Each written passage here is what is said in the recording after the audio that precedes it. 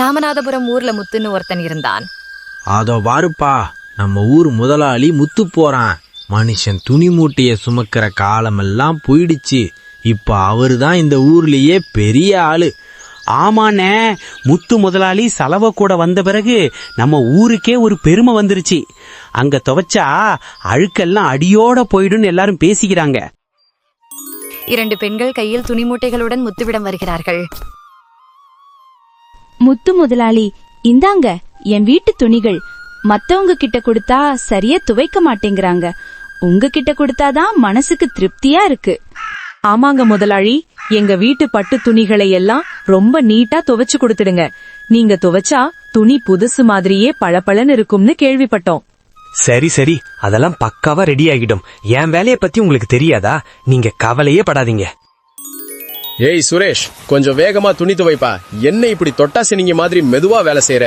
ஏய் ராஜேஷ், நீயும் இப்போதெல்லாம் ரொம்ப சோம்பேறி ஆகிட்ட. இப்படியே வேலை செஞ்சா பேசாம உன்னை வேலையை விட்டு தூக்கிடுவேன், சொல்லிட்டேன். ஏய் தம்பி, இந்த துணியை யாரப்பா துவைச்சது? நான் தான் முதலாளி துவைச்சேன். சரி சரி, கிளம்பு இங்கிருந்து. நீங்க வேலைக்கு தேவையே இல்ல, வெளியே போடா. என்ன மன்னிச்சிருங்க ஐயா, இனிமே நல்லா துவைக்கிறேன் ஐயா. மன்னிப்பா? மன்னிப்பும் கிடையாது, ஒரு மிட்டாயும் கிடையாது, புரியுதா? சொன்னா கேளு, இங்க இருந்து கிளம்பு. ஒரு வாட்டி சொன்னா சொன்னதுதான். இப்ப நடந்ததெல்லாம் முத்துவோட கனவு. ராஜேஷும் சுரேஷும் முத்து தூங்குறத பார்த்துட்டு சிரிக்கிறாங்க. அடே, இந்த லூச பாருடா. எனக்கு என்னவோ இவன் மறுபடியும் பணக்காரனாகிறது பத்தி கனவு காண்றான்னு தோணுது. ஆனா ஒன்னு சொல்லணும் மச்சான், இவன் துணிய மட்டும் செம சுத்தமா துவைக்கிறான். ராஜேஷ் ஒரு மண்பானையில தண்ணி அள்ளி தூங்கிட்டு இருக்கிற முத்து மேல ஊத்துறான். என்னப்பா இது, திடீர்னு எங்க இருந்து மழை பெய்யுது? ஏய், இது மழை இல்லடா, நான் ஊத்துன தண்ணி. வேலை நேரத்துல இப்படி கனவு கண்டுகிட்டு இருந்தா அப்புறம் இப்படித்தான் நடக்கும். ராஜேஷ், ஒரு பெரிய மனுஷன் சொல்லியிருக்காரு, வாழ்க்கையில ஜெயிக்கணும்னா முதல்ல கனவு காணணும்னு. புரியுதா? பாரு, ஒரு நாளைக்கு எனக்கும் பெரிய பங்களா இருக்கும். 3-4 ஆளுங்க எனக்கு முன்னாடியும் பின்னாடியும் ஓடி வருவாங்க. அப்புறம் இந்த சலவை துறைக்கே நான் தான் தலைவனாவேன். ஆமா ஆமா, நல்லா கனவு காணு. கனவு காண்றதுக்கு என்ன காசா பணமா கேக்குறாங்க? கண்டுக்கோ. சரி, எல்லாரும் வாங்க, முதலாளி இன்னைக்கு சம்பளம் தர்றேன்னு கூப்பிட்டாரு, போவோம் வாங்க. எல்லாரும் வரிசையா வந்து நிக்கிறாங்க. செல்வம், இந்தா உன் சம்பளம். இது உனக்கு, இது உனக்கு. முத்து, இந்தா பிடி உன் காசை. என்ன முதலாளி இது இவ்வளவு கம்மியா இருக்கு? பின்ன மத்தவங்கெல்லாம் ஒரு நாளைக்கு 50 ஜோடி துணி துவைக்கிறாங்க. ஆனா நீ வெறும் 10-20 தான் துவைக்கிற. அப்போ அதுக்கேத்த மாதிரி தானே காசு கிடைக்கும். இவனுக்கு கனவு காண்றதுக்கே நேரம் பத்தல, இதுல துணி எங்க துவைக்க போறான்? அன்னைக்கு ராத்திரி முத்து வீட்ல. சுமதி, இந்தா இன்னைக்கு வந்த வருமானம்.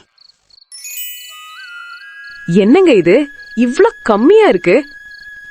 ஆமாமா, முதலாளி இவ்வளவுதான் கொடுத்தாரு. மத்தவங்களுக்கெல்லாம் என்னை விட அதிகமா கொடுக்கறாரு. என்கிட்ட மட்டும் ஏனோ ரொம்ப பாகுபாடு காட்டுறாரு. சரி, நீங்க ஏன் முதலாளி கிட்ட கேக்கல ஏன் இப்படி பண்றீங்கன்னு? ஏன்னா நான் மத்தவங்களை விட கம்மியா துவைக்கிறேனா. ஆனா இந்த ஆத்து பாலத்திலேயே என்னை விட சுத்தமா யாராலையும் துவைக்க முடியாது, சொல்லிட்டேன். நீங்க அங்கேயும் ஏதாச்சும் ஆகாய கோட்டை கட்டிட்டு இருந்திருப்பீங்க. அதான் முதலாளி காசு புடிச்சிருவாரு.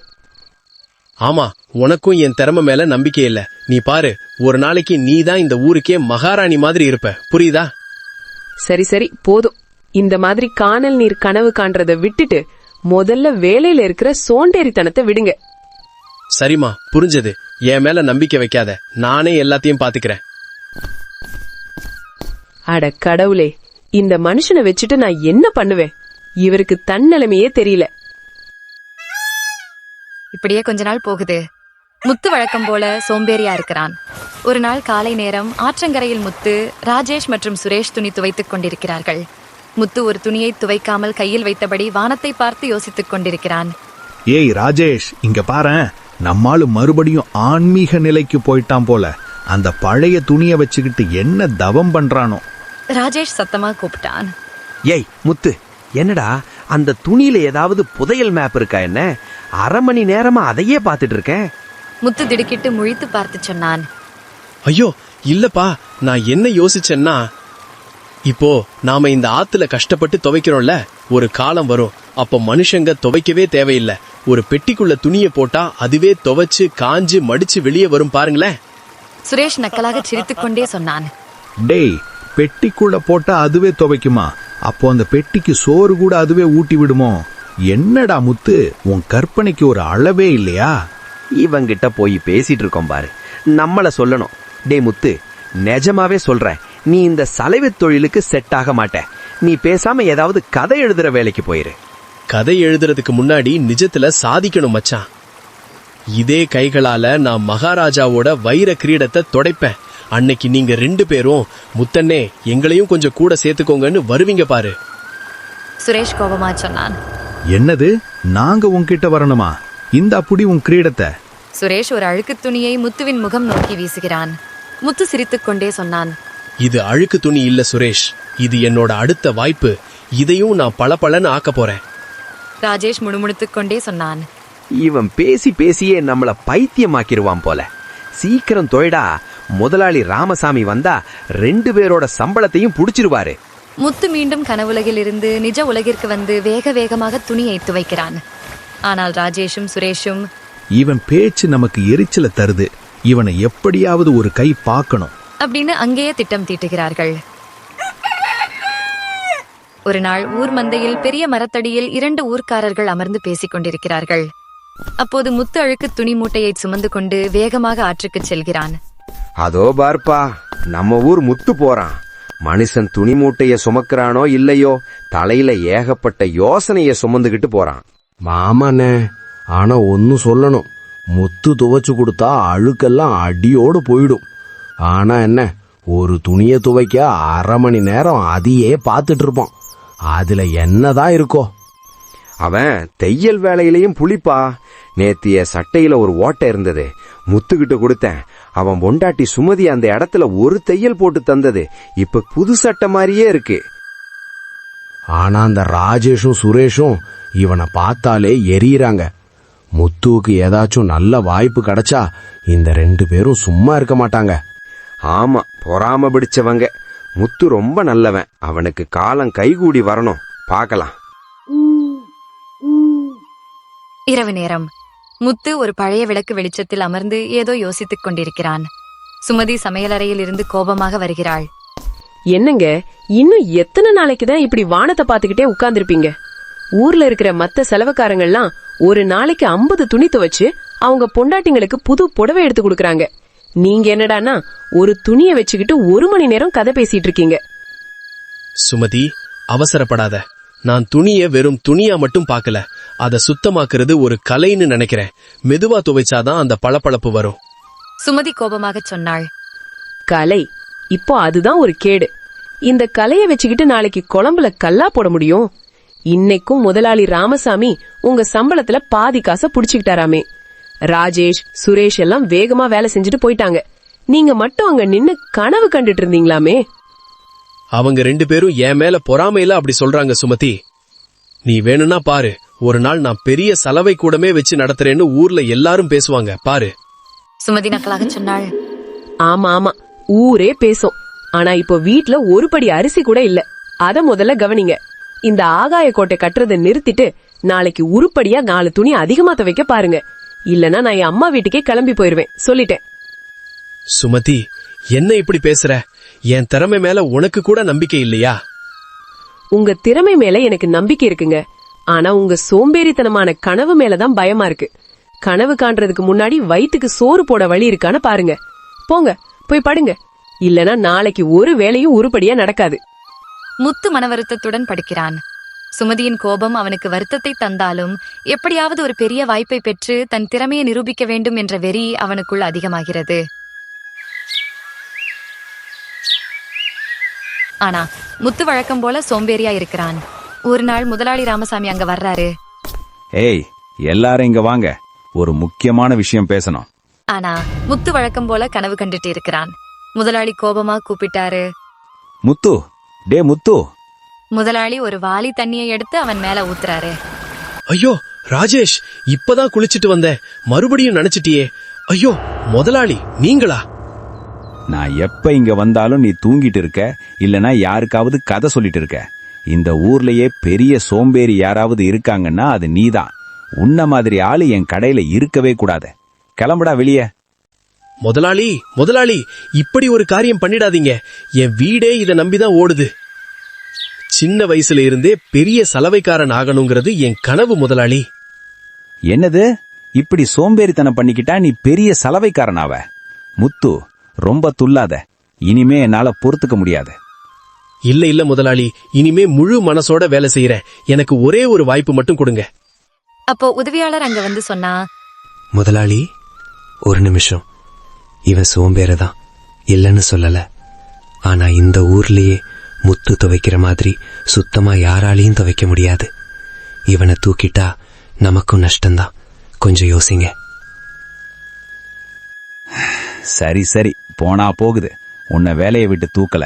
இதுதான் உனக்கு கடைசி எச்சரிக்கை. இனிமே ஒரு வாட்டி நீ சோம்பேறித்தனம் பண்றத பார்த்தேன், அப்புறம் நீ வேலையில இல்லன்னு நினைச்சுக்கோ. அப்புறம் முதலாளி தன் ஆளுகிட்ட ஜாட காட்டுறாரு. தம்பிகளா, சலவைக்கார தம்பிகளா, எல்லாரும் இங்க கொஞ்சம் கவனிங்க. ஒரு சூப்பர் செய்தி வந்திருக்கு. என்னாச்சு ஐயா? அப்படி என்ன விசேஷமான செய்தி? நம்ம நாட்டு மகாராஜாவோட ஒரே பொண்ணுக்கு கல்யாணம் நடக்க போகுது. அங்க வர்ற விருந்தாளிகளோட எல்லா துணியையும் நம்ம கிட்ட தான் துவைக்க கொடுப்பாங்க. எல்லாரும் தயாராயிருங்க. நாளையில இருந்து அதுக்கான வேலை ஆரம்பம். உங்கள சிறந்த சில பேரை தேர்ந்தெடுத்து அரண்மனைக்கு அனுப்புவோம். மகாராஜாவுக்கு உங்க வேலை பிடிச்சிருந்ததுன்னா அப்புறம் உங்களுக்கு அதிர்ஷ்டம் மழைதான். எனக்கும் அரண்மனைக்கு போற வாய்ப்பு கிடைச்சா நிறைய காசு கிடைக்கும். அப்புறம் என்ன, என்கிட்ட காசு மழையா கொட்டும். முத்து நடந்த எல்லாத்தையும் சுமதி கிட்ட சொல்றான். என்னது? அப்போ அரண்மனைக்கு கூட்டிட்டு போறவங்களுக்கு மகாராஜா பரிசு கொடுப்பாரா? எனக்கு தெரியாது. நீங்களும் எப்படியாவது அரண்மனைக்குள்ள போயிடணும். அங்க போய் ஏதாச்சும் சோம்பேறித்தனம் பண்ணீங்க, அப்புறம் என்னைய விட மோசமான ஆள் யாரும் இருக்க மாட்டாங்க. சொல்லிட்டேன். பாக்கலாம் முதலாளி யாரெல்லாம் கூட்டிட்டு போறாருன்னு. இப்போதைக்கு 10 நாளைக்கு நமக்கு வேலை கத்து கொடுப்பாங்களா? முத்துவும் மத்த சலவைக்காரங்களும் வீட்ல இருந்து ஆற்றுக்கு கிளம்புறாங்க. இன்னையிலிருந்து 10 நாளைக்கு நீங்க செய்யற ஒவ்வொரு வேலையையும் நான் நோட்டம் விடுவேன். புரிஞ்சுதா? முதலாளி ஜாடை காட்டின உடனே ஒரு ஆளு நிறைய துணிகளை கொண்டு வந்து எல்லார்கிட்டையும் கொடுக்கறான். கல்யாணத்துக்கு ஏகப்பட்ட விருந்தாளிகள் வருவாங்க. அவங்க போடுற ரகரகமான துணிகள் எல்லாம் வரும். இதோ இதெல்லாம் உங்களுக்கான துணிகள். இன்னைக்கே இதை துவைச்சு முடிக்கணும். ஆனா ஒரு துணி கூட கிழிய கூடாது, மோசமாக ஆகக்கூடாது. யாரு துணியை சூப்பரா துவைக்கிறாங்களோ அவங்களத்தான் நாங்க அரண்மனைக்கு கூட்டிட்டு போவோம். எல்லாரும் போட்டி போட்டுக்கிட்டு வேக வேகமா துவைக்கிறாங்க. மச்சான், நான் என்ன சொல்றேன்னா, இந்த துறையிலேயே முதலாளிக்கு நம்ம 2 பேரையும் தான் ரொம்ப பிடிக்கும். அதனால நம்மள தான் கூட்டிட்டு போவாரு. ஆனா அந்த முத்துப்பையில மட்டும் அரண்மனைக்குள்ள விடக்கூடாதுடா. மச்சான், நீ கவலைப்படாத. இவன் எவ்வளவு பெரிய சோம்பேறின்னு உனக்கு தெரியாதா? வேலை செஞ்சுக்கிட்டு இருக்கும் போதே அப்படியே தூங்கிடுவான். இல்லனா யார்கிட்டயாவது அரட்டை அடிக்க போயிருவான். ஆனா அங்க பாரு, இப்போ என்னவோ ரொம்ப மும்முரமா துவைக்கிறான். ஒவ்வொரு துணியையும் சும்மா பலன்னு மாத்துறான்டா. ஏய் சுரேஷ், எதுக்கு கவலைப்படுற? இரு, நான் என்ன பண்றேன்னு பாரு. ஆஹா, ஓஹோ, முத்து, என்ன இவ்வளவு சூப்பரா துவைக்கிற? அரண்மனைக்கு போறதுல உனக்கு தான் ரொம்ப அவசரம் போல. ஐயோ, அதெல்லாம் ஒண்ணும் இல்லப்பா. நான் என் வேலையை பாக்குறேன். இல்லனா முதலாளி வேலையை விட்டு தூக்கிடுவாருன்னு பயமா இருக்கு, அதான். ஆனா கொஞ்சம் யோசிச்சு பாரு முத்து. நீ மட்டும் அரண்மனைக்கு தேர்வாகிட்டா அப்புறம் இந்த ஊர்லயே நீதான் பெரிய சலவைக்காரன். உன் சின்ன வயசு கனவு நிஜமாயிடுங்கா நண்பா. ஆமாண்டா, நான் மட்டும் பெரிய ஆளாயிட்டேன்னு வையி, அப்புறம் எல்லாரையும் என் விரல் நுனியில வச்சு ஆட்டுவேன் பாரு. முத்து மறுபடியும் அப்படியே உட்கார்ந்து கனவு காண ஆரம்பிச்சிட்டான். வேலைய பாதியிலேயே விட்டுட்டான். இப்ப பாரு, இவன் கண்டிப்பா அரண்மனைக்கு தேர்வாக மாட்டான். அதுவும் நல்லதுக்கு தான் மச்சான், நமக்கு தானே லாபம். அப்போ முதலாளி அங்க வந்து முத்து முகத்துல தண்ணி தெளிச்சாரு. உடனே அவன் மறுபடியும் துவைக்க ஆரம்பிச்சான். கொஞ்ச நேரம் கழிச்சு, அட எங்கப்பா, ஒரு வழியா நான் எல்லா துணியையும் துவைச்சு முடிச்சிட்டேன். இப்ப கொஞ்ச நேரம் நிம்மதியா தூங்க போயிருவேன். மச்சான் பாரு, முத்து தான் கால்ல தானே மண்ணை வாரி போட்டுக்கிறான். வேலைய பார்க்காம தூங்குறான் பாரு. நிஜமாவே இவன் தேற மாட்டான். 10 நாள் கழிச்சு, எல்லாரும் கவனிங்க. உங்கள சிறந்த 6 பேரை மட்டும் நான் அரண்மனைக்கு கூட்டிட்டு போறேன். செல்வம், சுரேஷ், ராஜேஷ், ரவி, மணி, அப்புறம் முத்து. முத்துவோட பேரை கேட்டதும் ராஜேஷும் சுரேஷும் அதிர்ந்து போயிட்டாங்க. என்னது முத்துவா? இவன் தான் நாள் முழுக்க சோம்பேறித்தனம் பண்ணிக்கிட்டே இருப்பானே. ஆமா, அவன் தூங்குனது என்னவோ நிஜம்தான். ஆனா தூங்கி முழிச்சதுக்கு அப்புறம் அவன் துவைக்கிற வேகம் இருக்கே, அது உங்களை விட ரொம்ப அதிகம். அதனாலதான் அவனை நான் அரண்மனைக்கு கூட்டிட்டு போறேன். ராஜேஷும் சுரேஷும் வெறுப்போட இருந்தாங்க. அன்னைக்கு ராத்திரி முத்து வீட்டுக்கு போய் சுமதி கிட்ட சொன்னான், சுமதி, சீக்கிரம் என் துணியெல்லாம் கட்டி வை, என்னையும் அரண்மனைக்கு கூட்டிட்டு போறாங்க. அடேங்கப்பா, நீங்களும் அரண்மனைக்கு போறீங்களா? ரொம்ப சந்தோஷங்க. இருங்க, இப்பவே எல்லாத்தையும் எடுத்து வைக்கிறேன். அடுத்த நாள் எல்லாரும் அரண்மனைக்கு கிளம்புறாங்க. ராஜேஷும் சுரேஷும் மட்டும் முத்து மேல செம கோபத்துல வர்றாங்க. சுரேஷ், இவனை என்னடா பண்ணலாம்? கவலைப்படாத, எப்படியாவது ஏதாச்சும் ஒரு சூழ்ச்சி பண்ணி இவன் அரண்மனையை விட்டு வெளியே துரத்துவோம். அரண்மனையில சலவைக்காரங்களுக்கு தனி இடம் கொடுக்கறாங்க. இதோ பாருங்க, இந்த இடத்துல தான் நீங்க துணி துவைக்கணும். ஒவ்வொரு துணியும் சுத்தமா இருக்கணும். எங்கேயும் அழுக்கோ இல்ல கிழிசலோ இருக்கக்கூடாது. பாத்துக்கோங்க. எல்லாரும் சரின்னு தலையாட்டுறாங்க. நாளையில இருந்து கல்யாண வேலை ஆரம்பிக்குது. இளவரசியோட புகுந்த வீட்டுக்காரங்க துணிகளை மட்டும் ரொம்ப ஜாக்கிரதையா துவைக்கணும். புரியுதா? அடுத்த நாள் ஒரு சிப்பாய் துணிகளை கொண்டு வர்றான். இந்தாங்க, இந்த துணிகளை எல்லாம் இன்னைக்கு மதியத்துக்குள்ள துவைச்சு முடிச்சிடணும். 2-3 நாளா எல்லாரும் மும்முரமா வேலை பாக்குறாங்க. ராஜேஷ், விஷயம் கைமீறி போகுதுடா.